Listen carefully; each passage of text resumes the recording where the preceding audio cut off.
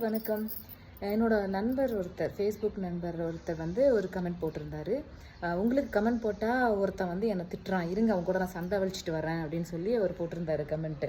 நான் அவருக்கு சொன்னேன், அதை இக்னோர் பண்ணுங்க, அந்த மாதிரி நபர்களை நம்ம வந்து தவிர்த்து விட்டு செல்றது நல்லது அப்படின்னு நான் சொல்லியிருந்தேன்.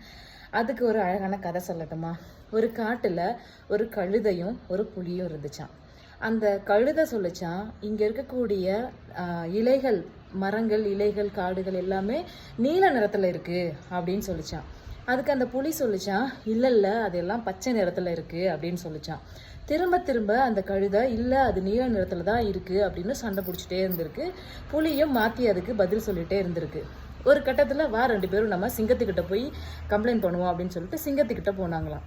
சிங்கம் பொறுமையாக ரெண்டு பேர் சொல்கிறதையும் கேட்டுட்டு கழுதை சொல்லிச்சா, சொல்லுங்க சொல்லுங்க எஜமா, இப்போ சொல்லுங்க, நீங்கள் வந்து காடு நீல நிறமா பச்சை நிறமா